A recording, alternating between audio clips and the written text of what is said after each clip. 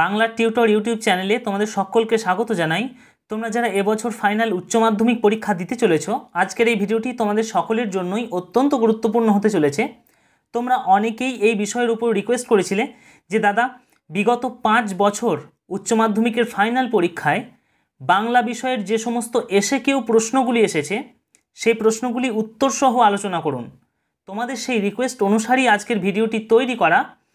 উচ্চ মাধ্যমিক বাংলা উত্তরসহ এসএকিউ প্রশ্ন সম্ভার 2015 থেকে 2020 সাল পর্যন্ত, অর্থাৎ বিগত 5 বছর উচ্চ মাধ্যমিকের বাংলা পরীক্ষায় যে সমস্ত এসএকিউ প্রশ্নগুলি এসেছে আজকের ভিডিওতে উত্তরসহ আলোচনা করব।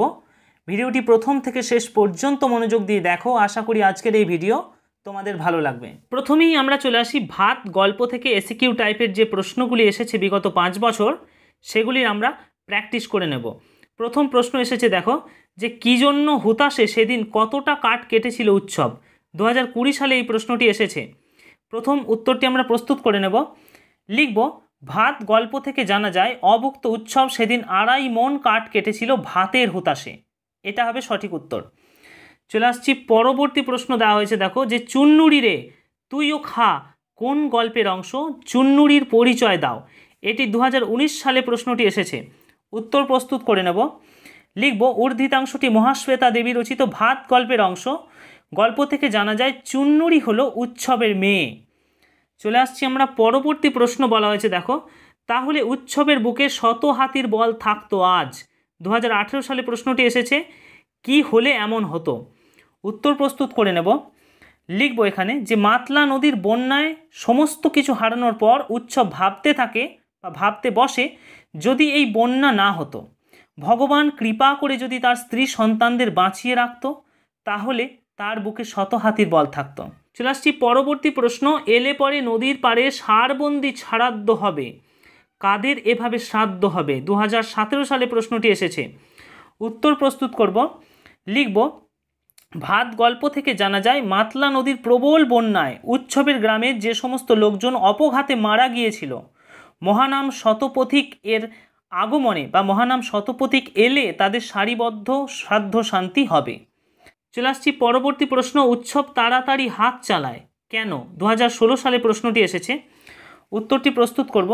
লিখব, উৎসব বড় বাড়ির মানুষজনের কথাবার্তা থেকে বুঝতে পারে তার কাঠ কাটা হলে তবে হোম হবে এবং হোম হলে তবেই সে ভাত খেতে পাবে, তাই সে ভাত খাওয়ার আশায় তাড়াতাড়ি হাত চালায় দ্রুত কাঠ কাটা শেষ করতে। চলে আসছি পরবর্তী প্রশ্ন, ঝিঙে শাল চাল এবং রামশাল চাল কি কি দিয়ে খায়? 2015 সালে প্রশ্নটি এসেছে। উত্তরটি প্রস্তুত করে নেব। লিখব, ভাত গল্প থেকে জানা যায় ঝিঙে শাল চালের ভাত নিরামিষ ডাল তরকারির সঙ্গে এবং রামশাল চালের ভাত মাছের সঙ্গে খাওয়া হয়। এরপর আমরা চলে আসি ভারতবর্ষ গল্প থেকে বিগত 5 বছর যে সমস্ত এসএকিউ টাইপের প্রশ্ন এসেছে সেগুলি প্র্যাকটিস করব। প্রথম প্রশ্ন এসেছে, ফাঁপি কাকে বলে? 2019 সালে প্রশ্নটি এসেছে। উত্তর প্রস্তুত করব। লিখব, ভারতবর্ষ গল্প থেকে জানা যায় সমগ্র রাঢ় বাংলায় শীতকালে বৃষ্টি হলে এবং বৃষ্টির সাথে জোরালো বাতাস বইলে তাকে ফাঁপি বলে। চলে আসছি পরবর্তী প্রশ্ন, বলা হয়েছে সেটাই সবাইকে অবাক করেছিল। সবাই অবাক হয়েছিল কেন? 2018 সালে প্রশ্নটি এসেছে। উত্তরটি প্রস্তুত করে নেব। লিখব, ভারতবর্ষ গল্পে দেখা যায় পৌষে বাদলার ভয়ানক ঠান্ডার মধ্যে পিচের রাস্তা ধরে এক থুতথুড়ে বুড়ি ভিজতে ভিজতে চায়ের দোকানে আসে। এই দুর্যোগের মধ্যে বুড়ির বেঁচে বর্তে হেঁটে আসা, এই ব্যাপারটা সবাইকে অবাক করেছিল। চলে আসছি পরবর্তী প্রশ্ন, বলা হয়েছে বচসা বেড়ে গেল, বচসার কারণ কি? 2017 সালে প্রশ্নটি এসেছে। উত্তর প্রস্তুত করব। লিখব, ভারতবর্ষ গল্পে দেখা যায় হিন্দু ও মুসলমান উভয় সম্প্রদায়ের মানুষজন বুড়িকে নিজেদের ধর্মের বলে দাবি করে। হিন্দু সম্প্রদায়ের মানুষজন জানায় তারা বুড়িকে শ্রীহরি হরিবোল বলতে শুনেছে। অন্যদিকে মুসলিম সম্প্রদায়ের মানুষজন মৌখিক প্রমাণ সহ তুলে ধরে তারা বুড়িকে লা ইলাহা ইল্লাল্লাহ বলতে শুনেছে। এভাবে বুড়ির ধর্মগত পরিচয় নিয়ে দুই সম্প্রদায়ের মধ্যে প্রবল তর্কাতর্কি শুরু হলে বচসা বেড়ে যায়। চলে আসছি আমরা পরবর্তী প্রশ্ন, বলা হয়েছে পৌষে বাদলা সম্পর্কে গ্রামের ডাকপুরুষের পুরনো বচনে কি বলা আছে? 2016 সালে প্রশ্নটি এসেছে। উত্তরটি প্রস্তুত করে নেব। লিখব, পৌষে বাদলা সম্পর্কে গ্রামের ডাকপুরুষের পুরনো বচনে বলা হয়েছে বা বলা হয় শনিতে 7, মঙ্গলে 5, বুধে 3, বাকি সব দিন দিন। অর্থাৎ শনিতে বাদলা শুরু হলে তা 7 দিন থাকবে, মঙ্গলে শুরু হলে 5 দিন, বুধে শুরু হলে 3 দিন এবং অন্যান্য দিন যে কোনো দিন শুরু হলে সেটি হবে 1 দিনের ব্যাপার। এরপর আমরা চলে আসি রূপনারায়ণের কুলে এই কবিতা থেকে যে সমস্ত এসএকিউ প্রশ্ন বিগত 5 বছর এসেছে। প্রথম প্রশ্ন এসেছে জেগে উঠিলাম, কবি কোথায় কিভাবে জেগে উঠলেন? 2020 সালে প্রশ্নটি এসেছে। উত্তর প্রস্তুত করে নেব। লিখব কবিগুরু রবীন্দ্রনাথ জীবন সায়নে এসে জীবন প্রবাহের অন্তিম পর্যায়ে অর্থাৎ রূপনারায়ণের কুলে জেগে উঠেছেন। এই জগৎ স্বপ্ন নয়, এই উপলব্ধির মধ্য দিয়েই তিনি রূপনারায়ণের কুলে জেগে উঠেছেন। চলে আসছি আমরা পরবর্তী প্রশ্ন। দেখো চিলিনাম আপনারে কবি কিভাবে নিজেকে চিনলেন? এটি 2019 সালে এসেছে। উত্তর প্রস্তুত করে নেব। লিখব কবিগুরু জানিয়েছেন এই জগৎ সংসার থেকে পাওয়া সীমাহীন আঘাত এবং নিদারুণ বেদনা থেকে পাওয়া উপলব্ধির মধ্য দিয়েই তিনি নিজেকে চিনতে পেরেছেন। চলে আসছি আমরা পরবর্তী প্রশ্ন রূপনারায়ণের কুলে থেকে। প্রশ্ন এসেছে দেখো যে আমৃত্যুর দুঃখের তপস্যা এ জীবন, কবি জীবনকে আমৃত্যু দুঃখের তপস্যা মনে করেছেন কেন? 2018 সালে প্রশ্নটি এসেছে। উত্তরটি প্রস্তুত করে নেব। লিখব যে কবিগুরু জীবন সায়নে এসে উপলব্ধি করেছেন এই জগৎ সংসারে দুঃখ মানুষের নিত্য সঙ্গী। জন্ম থেকে মৃত্যু পর্যন্ত দুঃখ পাওয়া আর দুঃখ থেকে মুক্তি লাভের উপায় খোঁজা, এই নিয়েই মানুষের জীবন অতিবাহিত হয়। কবিগুরু দেখেছেন মানুষের জীবনে দুঃখের ভূমিকা সবচেয়ে বড়। মানুষ যা কিছু কর্ম করে দুঃখ থেকে মুক্তি পাওয়ার জন্যই। এই কারণেই তিনি বলেছেন আমৃত্যু দুঃখের তপস্যায় জীবন, অর্থাৎ মানুষের জীবন যেন আমৃত্যু পর্যন্ত দুঃখের তপস্যা বা সাধনা করে চলা। চলে আসছি আমরা পরবর্তী প্রশ্ন দেওয়া হয়েছে দেখো যে কঠিনেরে ভালোবাসিলাম, কঠিনকে ভালোবাসার কারণ কি? 2017 সালে প্রশ্নটি এসেছে। উত্তর প্রস্তুত করে নেব। লিখব কবিগুরু রবীন্দ্রনাথ জীবন সায়নে এসে উপলব্ধি করেছেন এই জগৎ সংসারে যা কিছু সত্য তা আপাত অর্থে কঠিন, অর্থাৎ মেনে নেওয়ার মতো না হলেও সেই কঠিন সত্যই একমাত্র যা মানুষকে ঠকায় না। এই জন্য তিনি এই কঠিন সত্যকেই আজীবন ভালোবেসেছেন। পরবর্তী প্রশ্ন চিনিলাম আপনারে কবি কিভাবে নিজেকে চিনলেন? প্রশ্নটি আবার রিপিট হয়েছে। এটি 2016 সালে প্রশ্নটি এসেছে। 2019-এও প্রশ্নটি এসেছিল। উত্তরটি প্রস্তুত করে নেব যে কবি নিজেকে কিভাবে চিনতে পারলেন। কবিগুরু জানিয়েছেন এই জগৎ সংসার থেকে পাওয়া সীমাহীন আঘাত এবং নিদারুণ বেদনা থেকে পাওয়া উপলব্ধির মধ্য দিয়ে তিনি নিজেকে চিনতে পেরেছেন। চলে আসছি পরবর্তী প্রশ্ন দেওয়া হয়েছে কঠিনের ভালোবাসিলাম, কবি কেন কঠিনকে ভালোবাসলেন? উত্তর প্রস্তুত করব। এটিও দেখো 2015 সালে এসেছে এবং 2017-তে রিপিট হয়েছে। উত্তর প্রস্তুত করে নেব। লিখব রবীন্দ্রনাথ জীবন সায়নে এসে উপলব্ধি করেছেন এই জগৎ সংসারে যা কিছু সত্য তা আপাত অর্থে কঠিন, অর্থাৎ মেনে নেওয়ার মতো না হলেও সেই কঠিন সত্যই একমাত্র যা মানুষকে ঠকায় না। এই জন্য তিনি এই কঠিন সত্যকেই আজীবন ভালোবেসেছেন। চলে আসছি এরপর আমরা মহুয়ার দেশ কবিতা থেকে যে সমস্ত এসএকিউ টাইপের প্রশ্ন বিগত 5 বছর এসেছে। দেখো এখানে প্রথম প্রশ্ন এসেছে 2020 সালে যে কবি কাকে শীতের দুঃস্বপ্ন বলেছেন। খুব ভালো প্রশ্ন। উত্তর প্রস্তুত করে নেব। লিখব কবি সমর সেন শহরের প্রবল দূষণ এবং সেই দূষণ থেকে তৈরি ধোঁয়ার বঙ্কিম নিঃশ্বাস অর্থাৎ শহরের অস্বাস্থ্যকর বাতাসকে তিনি শীতের দুঃস্বপ্ন বলেছেন। চলে আসছি পরবর্তী প্রশ্ন। বলা হয়েছে দেখো যে ঘুমহীন তাদের চোখে হানা দেয়, কাদের চোখে কি হানা দেয়? 2019 সালে প্রশ্নটি এসেছে। উত্তর প্রস্তুত করব। লিখব মহুয়ার দেশ কবিতায় কবি সমর সেন জানিয়েছেন মহুয়ার দেশে মানুষজন রাত জেগে কয়লা খনিতে ক্লান্তিহীন পরিশ্রম করে, তাই তাদের ঘুমহীন চোখে হানা দেয় কিসের ক্লান্ত দুঃস্বপ্ন। চলে আসি পরবর্তী প্রশ্ন। মহুয়ার দেশ কবিতা থেকে এসেছে 2017 সালে। দেখো অলস সূর্য দেয় এঁকে, অলস সূর্য কি এঁকে দেয়? উত্তর প্রস্তুত করে নেব। লিখব মহুয়ার দেশ কবিতা থেকে জানা যায় অলস সূর্য সন্ধ্যার জলস্রোতে মাঝে মাঝে গলিত সোনার মতো আলোর স্তম্ভ এঁকে দেয়। চলে আসি পরবর্তী প্রশ্ন। এখানে অসহ্য নিবিড় অন্ধকারে মাঝে মাঝে শুনি বক্তা কি শোনেন? 2016 সালে প্রশ্নটি এসেছে মহুয়ার দেশ কবিতা থেকে। উত্তরটি প্রস্তুত করে নেব। লিখব বক্তা কবি সমর সেন তার কাঙ্ক্ষিত শান্তির আশ্রয়স্থল মহুয়ার দেশে নিবিড় অন্ধকারের মধ্যে মাঝে মাঝে শুনতে পান মহুয়ার বনের ধারে কয়লার খনির গভীর বিশাল অসহ্য এক শব্দ। পরবর্তী প্রশ্ন বলা হয়েছে ঘুমহীন তাদের চোখে হানা দেয়, কাদের চোখে কি হানা দেয়? 2015 সালে প্রশ্নটি এসেছে। উত্তর প্রস্তুত করব। লিখব মহুয়ার দেশ কবিতায় কবি সমর সেন জানিয়েছেন মহুয়ার দেশে মানুষজন রাত জেগে কয়লা খনিতে ক্লান্তিহীন পরিশ্রম করে, তাই তাদের ঘুমহীন চোখে হানা দেয় কিসের ক্লান্ত দুঃস্বপ্ন। চলে আসি পরবর্তী প্রশ্ন। গভীর বিশাল শব্দ, কি গভীর এবং সেখানে কিসের শব্দ হয়? 2015 সালে প্রশ্নটি এসেছে। উত্তর প্রস্তুত করে নেব। লিখব, কবি সমর সেন মহুয়ার দেশ কবিতায় গভীর বলতে বুঝিয়েছেন মহুয়া বনের ধারে অবস্থিত কয়লার খনিকে। তিনি জানিয়েছেন সেখানে কয়লার খনিতে কাজ চলাকালীন যন্ত্রাংশের বিশাল শব্দ হয়। এরপর আমরা চলে আসি আমি দেখি কবিতা থেকে বিগত 5 বছর যে সমস্ত এসএকিউ টাইপের প্রশ্ন এসেছে। প্রথম প্রশ্ন এসেছে, দেখো, যে আমি দেখি কবিতায় নিজের উজ্জীবনী শক্তি কিভাবে কবি প্রকৃতির মধ্যে খুঁজে নিয়েছেন বা খুঁজতে চেয়েছেন। 2020 সালে এই এসএকিউ টাইপের প্রশ্নটি এসেছে। উত্তর প্রস্তুত করে নেব। আমরা এই 3-এর উত্তরটা দেখব, যে কবি শক্তি চট্টোপাধ্যায় প্রকৃতির মধ্যে বেঁচে থাকাতেই প্রাণের আনন্দ খুঁজে পেয়েছেন। শহরের জীবন যেখানে সবুজের স্পর্শ মাত্র নেই, সেখানে বেঁচে থাকাকে কবি শাস্তি মনে করেছেন। সবুজ সতেজ অরণ্যে কবি রোগহীনভাবে বাঁচতে চেয়েছেন। প্রকৃতির সতেজ সবুজ শক্তির মধ্যেই তিনি খুঁজে নিয়েছেন নিজের উজ্জীবনী শক্তি। এটা হবে সঠিক উত্তর। চলে আসছি পরবর্তী প্রশ্ন দেওয়া হয়েছে, বহুদিন শহরেই আছি, শহরে থেকে বক্তা কি উপলব্ধি করেছেন? 2018 সালে এই প্রশ্নটি এসেছে। উত্তরটি প্রস্তুত করে নেব। দুয়েরটা দেখো, যে কবি শক্তি চট্টোপাধ্যায় দীর্ঘদিন ধরে শহরে থেকে উপলব্ধি করেছেন শহরের অসুখ অর্থাৎ নগরায়ন শুধুই সবুজ খায় অর্থাৎ অরণ্য ধ্বংস করে। চলে আসছি পরবর্তী প্রশ্ন, আমি দেখি কবি কি দেখতে চান? 2015 সালে প্রশ্নটি এসেছে। উত্তর প্রস্তুত করে নেব।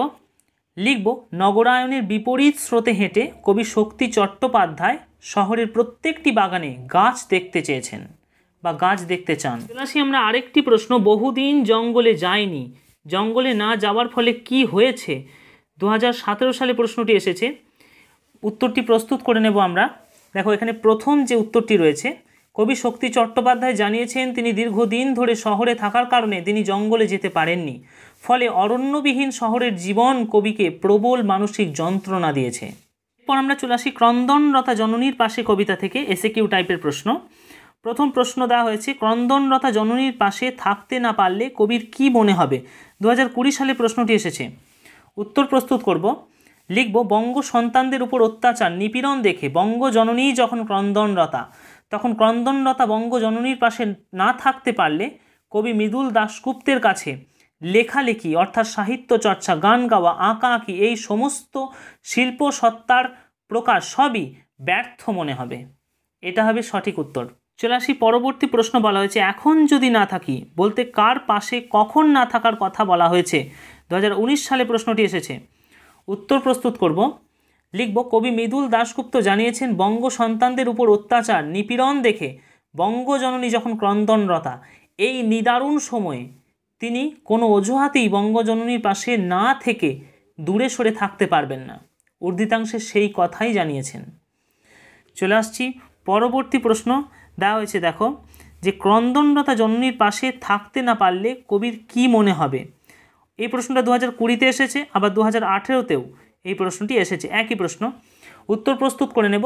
লিখব, বঙ্গ সন্তানদের উপর অত্যাচার নিপীড়ন দেখে বঙ্গজননী যখন ক্রন্দনরতা, তখন ক্রন্দনরতা বঙ্গজননীর পাশে না থাকতে পারলে কবি মৃদুল দাশগুপ্তের কাছে লেখালেখি অর্থাৎ সাহিত্য চর্চা, গান গাওয়া, আঁকা আঁকি এই সমস্ত শিল্প সত্তার প্রকাশ সবই ব্যর্থ মনে হবে।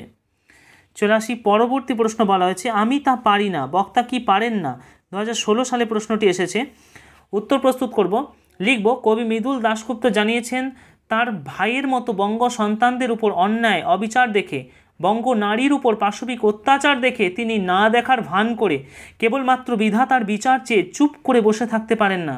চলে আসি এরপর বিভাব নাটক থেকে এসএকিউ টাইপের প্রশ্ন। বিগত 5 বছর যে প্রশ্নগুলি এসেছে। প্রথম প্রশ্ন এসেছে, তাই অনেক ভেবেচিন্তে আমরা একটা প্যাঁচ বের করেছি, প্যাঁচটির পরিচয় দাও। 2020 সালে প্রশ্নটি এসেছে। উত্তরটি প্রস্তুত করে নেব। লিখব, আর্থিক অনটন থাকা সত্ত্বেও যাতে নাট্যাভিনয় চালানো যায় তার জন্য নাট্যকার শম্ভু মিত্র অনেক ভেবেচিন্তে এমন এক নাট্য কৌশল অবলম্বন করার কথা ভেবেছেন যেখানে কোনো স্টেজের দরকার হবে না, যে কোনো রকম একটা প্ল্যাটফর্ম হলেই অভিনয় করা যাবে, যেখানে প্রয়োজন নেই কোনো সিনসিনারি, দরজা, জানলা, টেবিল, বেঞ্চ কোনো কিছুর, যেখানে অভিনয়ের ক্ষেত্রে ভঙ্গিটুকুই আসল। নাট্যাভিনয়ের এই সহজ এস্থেটিক নাট্যকৌশলকে বা কৌশলটিকে নাট্যকার শম্ভু মিত্র প্যাঁচ বলেছেন। চলে আসছি পরবর্তী প্রশ্ন। বলা হয়েছে, সে লড়াই সত্যিকারের তলোয়ার নিয়ে ঝনঝন করে বাস্তব লড়াই নয়, শুধু ভঙ্গির মাধ্যমে লড়াইতে কিভাবে একজন মারা যাবে। 2020 সালে প্রশ্নটি এসেছে। উত্তর প্রস্তুত করে নেব। বিভাব নাটক থেকে জানা যায় নাট্যমঞ্চে এস্থেটিক অভিনয় প্রয়োগ করার সময় কাল্পনিক খাপ থেকে কাল্পনিক তলোয়ার বের করে ভীষণভাবে কাল্পনিক যুদ্ধ করতে করতে একজন অভিনেতা পেটে কাল্পনিক খোঁচা খেয়ে কাল্পনিকভাবে মারা যাবে। চলে আসছি পরবর্তী প্রশ্ন। বলা হয়েছে বিভাব নাটকে অমর গাঙ্গুলি কোন নাট্য দলের সঙ্গে যুক্ত ছিলেন। উত্তর হবে নাট্যকার শম্ভু মিত্রের বক্তব্য থেকে জানা যায় অমর গাঙ্গুলি বহুরূপী নাট্যগোষ্ঠীর সাথে যুক্ত ছিলেন। চলে আসছি পরবর্তী প্রশ্ন। বিভাব নাটকে উল্লেখিত কাবুকি নাটকের বৈশিষ্ট্য সম্পর্কে সংক্ষেপে লেখো। এরকম প্রশ্ন দেওয়া হয়েছে। 2018 সালে প্রশ্নটি এসেছে। এখানে একটু টাইপ ভুল রয়েছে, এটা কাবুকি থিয়েটার হতো। উত্তরটি প্রস্তুত করে নেব। লিখব বিভাব নাটকে কাবুকি থিয়েটার প্রসঙ্গে জানা যায় এই জাপানি থিয়েটারে পুরোপুরি আর্টিস্টিক কৌশলে অর্থাৎ এস্থেটিক নাট্য কৌশল অবলম্বনে অভিনয় করা হয়। এই কাবুকি থিয়েটারে অভিনয়ের ক্ষেত্রে ভঙ্গির বহুল ব্যবহার হয়। চলে আসছি আমরা পরবর্তী প্রশ্ন। প্রশ্নে দেওয়া হয়েছে দেখো যে তমে ঘোড়া নেই করি চঞ্চল খবর নেই আসিবি, এই নির্দেশ কে কাকে দিয়েছিল বলে বিভাব নাটকে উল্লেখ করা হয়েছে। উত্তরটি প্রস্তুত করে নেব। লিখব বিভাব নাটক থেকে জানা যায় কোনো এক উড়িয়া যাত্রাপালায় রাজা দূতকে নির্দেশ দিয়েছিলেন যে তমে ঘোড়া নেই করি চঞ্চল খবর নেই আসিবি, এই নির্দেশ দিয়েছিলেন। চলে আসছি আমরা পরবর্তী প্রশ্ন। বলা হয়েছে এমনি এলাম, একেবারে এমনি নয়, কে কোথায় এসেছিলেন। 2018 সালে প্রশ্নটি এসেছে। উত্তর প্রস্তুত করব। লিখব বিভাব নাটকে দেখা যায় এস্থেটিক অভিনয় চলাকালীন শম্ভু মিত্র অমর গাঙ্গুলির বাড়িতে এসেছিলেন হাসানোর উদ্দেশ্য নিয়ে। চলে আসি পরবর্তী প্রশ্ন। বিশ্বভারতী কি পারমিশন দেবে? কিসের পারমিশন? 2017 সালে এই প্রশ্নটি এসেছে। উত্তরটি আমরা প্রস্তুত করে নেব। লিখব লাভ সিন করতে গিয়ে ন্যাকামির ভঙ্গিতে রবীন্দ্রসঙ্গীত গাওয়া হয়। শম্ভু জানায় শুধুমাত্র বক্স অফিস বাঁচাতে গিয়ে এমন বিকৃতভাবে রবীন্দ্রসঙ্গীত গাওয়ার পারমিশন বিশ্বভারতী দেবে না। চলে আসছি পরবর্তী প্রশ্ন। বলা হয়েছে এই পড়ে বুকে ভরসা এলো, কি পড়ে বুকে ভরসা এসেছিল। 2017 সালে প্রশ্নটি এসেছে। উত্তরটি আমরা প্রস্তুত করে নেব। লিখব নাট্যকার শম্ভু মিত্র জানিয়েছেন রুশ দেশীয় এক বিখ্যাত চিত্র পরিচালক আইজেনস্টাইন সাহেবের একটি লেখা পড়ে তার বুকে ভরসা এসেছিল। চলে আসছি আমরা পরবর্তী প্রশ্ন। বলা হয়েছে বিভাব নাটকের নামকরণ হয়েছিল কিভাবে। 2016 সালে প্রশ্নটি এসেছে। উত্তর প্রস্তুত করব। লিখব শম্ভু মিত্র জানিয়েছেন কোনো এক ভদ্রলোক পুরনো সব নাট্যশাস্ত্র তল্লাশ করে এই নাটকের নাম দিয়েছিলেন বিভাব। বিভাব কথার অর্থ হচ্ছে রসানুভূতির কারণ। চলে আসছি আমরা পরবর্তী প্রশ্ন। বলা হয়েছে বক্স অফিস বলেও তো একটা কথা আছে, বক্তা কখন কথাটি বলেছিলেন। 2016 সালে প্রশ্নটি এসেছে। উত্তরটি প্রস্তুত করব। লিখব ফিল্মি কায়দায় যখন রবীন্দ্রসঙ্গীত গাওয়া হচ্ছিল ঠিক তখন নেপথ্যে থাকা হারমোনিয়াম বাদক বলে ওঠেন বক্স অফিস বলেও তো একটা কথা আছে, এই কথাটি। চলে আসছি আমরা পরবর্তী প্রশ্ন। বলা হয়েছে দেখো যে ওড়িয়া নাটকে দূত ঘোড়ায় চড়ার অভিনয় কিভাবে করে। 2015 সালে প্রশ্নটি এসেছে। উত্তরটি প্রস্তুত করব। লিখব বিভাব নাটক থেকে জানা যায় ওড়িয়া যাত্রায় অভিনয় চলাকালে অভিনেতা ছোট ছেলের মতো দুই পায়ের ফাঁকে একটা লাঠি গলিয়ে ঘোড়ায় চড়ার মতো ভঙ্গি করে ঘোড়ায় চড়ার অভিনয়কে পরিপূর্ণতা প্রদান করে। চলে আসছি পরবর্তী প্রশ্ন। খালি সে ধাক্কা দিয়ে বেড়ায়, কে খালি ধাক্কা দিয়ে বেড়ায়। 2015 সালে প্রশ্নটি এসেছে। উত্তরটি আমরা প্রস্তুত করে নেব। লিখব বিভাব নাটকে উল্লেখিত লাভ সিনের নায়ক অফিস কলেজ কোথাও না গিয়ে সে শুধুই ধাক্কা দিয়ে বেড়ায়। এরপর চলে আসি আমার সব থেকে পছন্দের নাটক নানা রঙের দিন। এখান থেকে প্রশ্ন। প্রথম প্রশ্ন বলা হয়েছে মরে যাব তবু ভুলব না, কে কি ভুলবে না। 2020 সালে প্রশ্নটি এসেছে। অসাধারণ একটি প্রশ্ন। উত্তরটি আমরা প্রস্তুত করে নেব। লিখব বৃদ্ধ অভিনেতা রজনী চাটুর্যে সে মরে গেলেও ভুলবে না তার প্রেমিকার আশ্চর্য ভালোবাসা এবং তার দিকে তার প্রেমিকার একরকম অদ্ভুত চেয়ে থাকা, অর্থাৎ ভালোবাসায় সিক্ত তার প্রেমিকার অদ্ভুত চোখের দৃষ্টি। এটা হবে সঠিক উত্তর। চলে আসছি আমরা পরবর্তী প্রশ্ন। বলা হয়েছে দেখো যে নানা রঙের দিন নাটকে চরিত্রলিপি বয়সসহ উল্লেখ করো। 2020 সালে প্রশ্নটি এসেছে। উত্তরটি প্রস্তুত করে নেব। লিখব নানা রঙের দিন নাটকে দুইজন চরিত্রের উল্লেখ পাওয়া যায়। বৃদ্ধ অভিনেতা রজনীকান্ত চট্টোপাধ্যায়, তার বয়স 68 বছর। প্রম্পটার কালীনাথ সেন, তার বয়স প্রায় 60 বছর। চলে আসছি পরবর্তী প্রশ্ন দেওয়া হয়েছে তাতে বয়সটা ঠিক বোঝা যায় না, কার বয়স কেন বোঝা যায় না। 2019 সালে প্রশ্নটি এসেছে। উত্তর প্রস্তুত করে নেব। লিখব রজনী চাটুর্যে জানিয়েছেন বাস্তবিক জীবনে বার্ধক্য নেমে এলেও প্রত্যেক দিন লম্বা চুলে হাফ শিশি কলপ লাগিয়ে মানুষজনের সাথে ইয়ার্কি টিয়ার্কি করলে বয়স বোঝা যায় না। চলে আসি পরবর্তী প্রশ্ন। রজনীবাবু ভয়ে চিৎকার করে পিছিয়ে যান। কাকে কি অবস্থায় দেখে রজনীবাবু ভয় পেয়েছিলেন? 2019 সালে প্রশ্নটি এসেছে।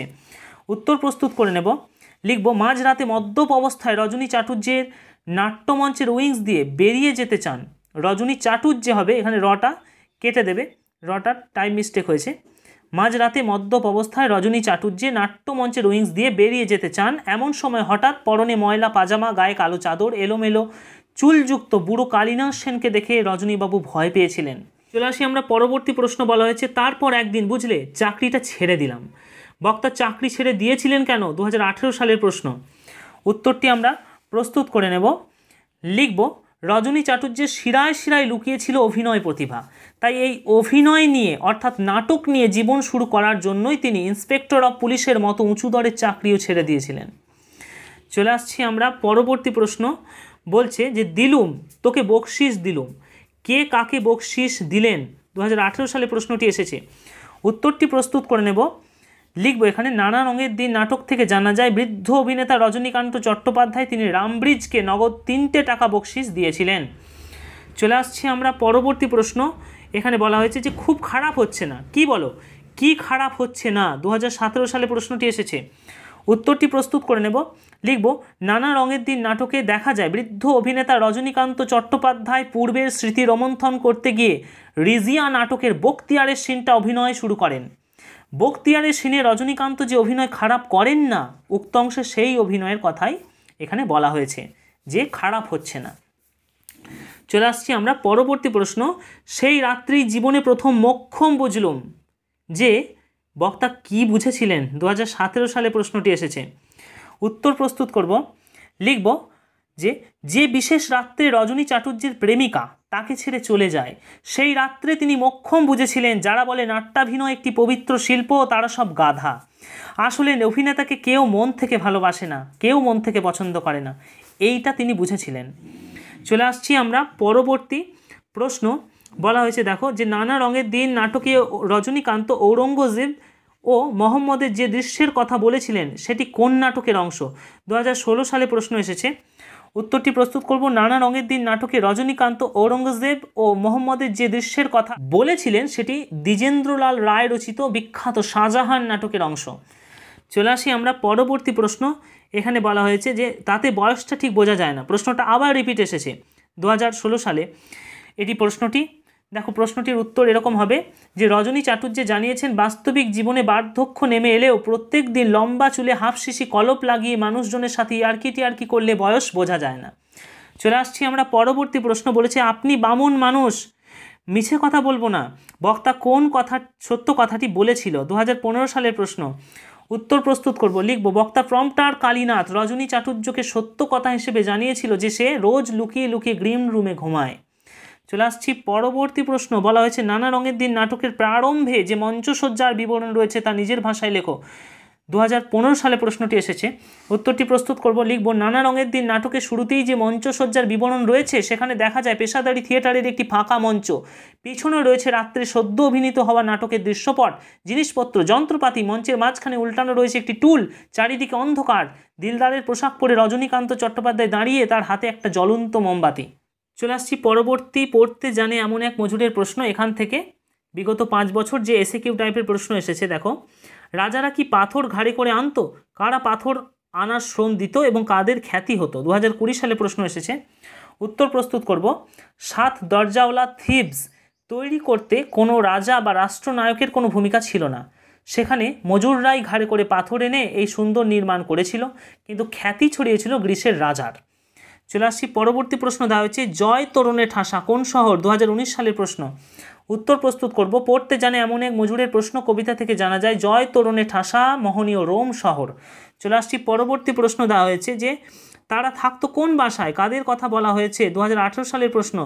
উত্তর প্রস্তুত করব। লিখব সোনা ঝকঝকে লিমা যারা বানিয়েছিল সেই সমস্ত মজদুর মিস্ত্রিদের কথাই ঊর্ধ্বিতাংশে বলা হয়েছে। চলে আসছি পরবর্তী প্রশ্ন। বলা হয়েছে যখন সমুদ্র তাকে খেলো, সমুদ্র কি খেয়েছিল? 2017 সালের প্রশ্ন। উত্তর প্রস্তুত করব, লিখব পড়তে জানে এমন এক মজুরের প্রশ্ন কবিতা থেকে জানা যায় উপকথার আটলান্টিস শহরকে সমুদ্র খেয়ে ফেলেছিল। চলে আসছি পরবর্তী প্রশ্ন, বলা হয়েছে সেই সন্ধ্যায় কোথায় গেল রাজমিস্ত্রিরা। কোন সন্ধ্যের কথা বলা হয়েছে? 2016 সালের প্রশ্ন। উত্তর প্রস্তুত করব, লিখব চীনের প্রাচীর নির্মাণ যেদিন শেষ হয় সেই দিনের কথা বলা হয়েছে। তারপরে প্রশ্ন দেওয়া হয়েছে 2015 সালের প্রশ্ন, দেখো যে বিরাট আর্মাডা যখন ডুবলো, আর্মাডা কি? উত্তর প্রস্তুত করব, লিখব ঐতিহাসিক সূত্র থেকে জানা যায় আর্মাডা হলো একটি স্পেনীয় নৌবহর। পঞ্চদশ শতকের শেষার্ধে অর্থাৎ পঞ্চদশ শতকের শেষ দিকে কলম্বাসের আমেরিকা আবিষ্কারের পর স্পেন এক বিশাল ঔপনিবেশিক সাম্রাজ্যের প্রতিভূ হিসাবে এই আর্মাডা গড়ে তোলে। ষোড়শ শতকের শেষার্ধে ইংল্যান্ডের কাছে পরাজিত হয় এই স্পেনীয় আর্মাডা। এরপর চলে আসি অলৌকিক গল্প থেকে প্রথম প্রশ্ন, দেখো যে আমি কৌতূহলী হয়ে উঠি, বক্তা কোন বিষয়ে কৌতূহলী হন? 2020 সালে এই এসএকিউ প্রশ্নটি এসেছিল। উত্তরটি প্রস্তুত করে নেব, লিখব কথক মায়ের কাছে গুরু নানকের মহান কীর্তির গল্প শোনার সময়। হাসান আবদানের জঙ্গলে গনগনে রোদ মাথায় নিয়ে ঝলসে যাওয়া পাথর বালিতে পূর্ণ স্থানে গুরু নানক তার শিষ্য মর্দানা তৃষ্ণা কিভাবে নিবারণ করেছিলেন, এই বিষয়ে বক্তা কৌতূহলী হয়ে ওঠেন। পরবর্তী প্রশ্ন দেওয়া হয়েছে আমি কৌতূহলী হয়ে উঠি, অর্থাৎ আগের প্রশ্নটাই 2020 সালে যে প্রশ্ন এসেছে 19-এও একই রিপিট এসেছে। চলে আসছি পরবর্তী প্রশ্ন, পাঞ্জা সাহেবের লোকজন খবরটা পেয়ে সবাই উত্তেজিত, খবরটি কি? 2018 সালে এসেছে। উত্তর প্রস্তুত করব, এখানে লিখব যে দূর শহরের ফিরিঙ্গিরা নিরস্ত ভারতীয়দের উপর গুলি চালায়, এতে আবাল বৃদ্ধ বনিতা সবাই মারা যায়। খিদে তৃষ্ণায় কাতর অন্যান্য কয়েদিদের শহরের অন্য জেলে পাঠানোর বন্দোবস্ত করা হয়। ট্রেন পাঞ্জা সাহেবের দিয়ে যাবে, কিন্তু কোনো মতেই ট্রেন থামানো যাবে না এমন হুকুম দেওয়া হয়। গুরু নানকের আদর্শের শহর পাঞ্জা সাহেবের মানুষজন এই খবর পেয়ে উত্তেজিত হয়ে ওঠে। চলে আসছি পরবর্তী প্রশ্ন, বলা হয়েছে মায়ের সঙ্গে তর্ক শুরু করি, কোন বিষয় নিয়ে তর্ক? 2017 সালের প্রশ্ন। উত্তরটি প্রস্তুত করব, লিখব অলৌকিক গল্প থেকে জানা যায় গল্পকথকের মা গুরু নানকের অলৌকিক কীর্তি প্রসঙ্গে বলতে গিয়ে হাতের সাহায্যে গতিশীল বড় পাথরের চাঁই থামানো এবং তাতে নানকের হাতের ছাপ লেগে থাকার গল্প শুনিয়েছিলেন। এই অলৌকিক কীর্তির যৌক্তিকতা প্রসঙ্গেই কথক তার মায়ের সঙ্গে তর্ক শুরু করেছিলেন। চলে আসছি আমরা পরবর্তী প্রশ্ন, দেওয়া হয়েছে যে সেকালে ঘন ঘন শাঁকা হতো, শাঁকা হলে কি করতে হতো? 2016 সালের প্রশ্ন। উত্তরটি প্রস্তুত করে নেব, লিখব অলৌকিক গল্প থেকে জানা যায় সেকালে কোনো মহৎ উদ্দেশ্যে জীবন উৎসর্গ করাকে সম্মান জানাতে শাঁকা হলে সকলের বাড়িতেই অরন্ধন পালিত হতো। পালঙ্ক ত্যাগ করে রাত্রে সকলেই মেঝের মধ্যে ঘুমাতো। চলে আসি পরবর্তী প্রশ্ন, বলা হয়েছে কিভাবে ঝর্ণার জল বেরিয়ে এসেছিল? 2015 সালের প্রশ্ন। উত্তরটি প্রস্তুত করব, বলি কান্ধারীর কাছে জল চেয়েও ফিরে আসার পর মর্দানা গুরু নানকের নির্দেশ মতো সামনে অবস্থিত একটি পাথরের চাঁই তোলে, পাথরটি তোলা মাত্রই পাথরের নিচ থেকে জলের ঝর্ণা বেরিয়ে আসে। এরপর চলে আসি ভাষা বিজ্ঞান থেকে এসএকিউ টাইপের প্রশ্ন। 2020 সালে এসেছে, দেখো যে শৈলী বিজ্ঞান কাকে বলে?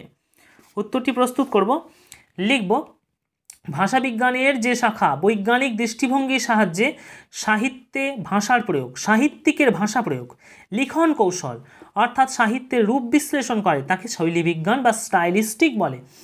চলে আসি পরবর্তী প্রশ্ন, বলা হয়েছে ডিকশনারি শব্দটি কবে কোথায় পাওয়া যায়? 2019 সালের প্রশ্ন। উত্তরটি লিখব ডিকশনারি শব্দটি 1538 খ্রিস্টাব্দে রচিত স্যার থমাস এলিয়টের ল্যাটিন ইংরাজি অভিধানে সর্বপ্রথম এই ডিকশনারি শব্দটি পাওয়া যায়। চলে আসছি পরবর্তী প্রশ্ন, বলা হয়েছে স্যার উইলিয়াম জোন্স সংস্কৃত ভাষার সঙ্গে যেসব ভাষার প্রচুর মিল খুঁজে পেয়েছিলেন তার মধ্যে দুটি ভাষার নাম। 2018 সালে প্রশ্নটি এসেছে। উত্তর প্রস্তুত করব, লিখব স্যার উইলিয়াম জোন্স সংস্কৃত ভাষার সঙ্গে গ্রিক, লাতিন, ফরাসি প্রভৃতি ভাষার মিল খুঁজে পেয়েছিলেন। চলে আসি আমরা, বলা হয়েছে একভাষিক ও দ্বিভাষিক অভিধান কাকে বলে? 2017 সালের প্রশ্ন। উত্তর প্রস্তুত করব, লিখব যে অভিধান কোনো নির্দিষ্ট ভাষার শব্দকে সেই নির্দিষ্ট ভাষাতেই ব্যাখ্যা করে তাকে একভাষিক অভিধান বলে, যেমন বাংলা থেকে বাংলা অভিধান।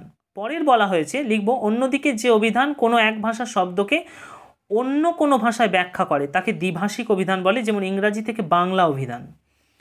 চলে আসছি পরবর্তী প্রশ্ন, বলা হয়েছে বর্ণনামূলক ভাষাবিজ্ঞানের আলোচ্য বিষয় কি কি? 2015 সালের প্রশ্ন।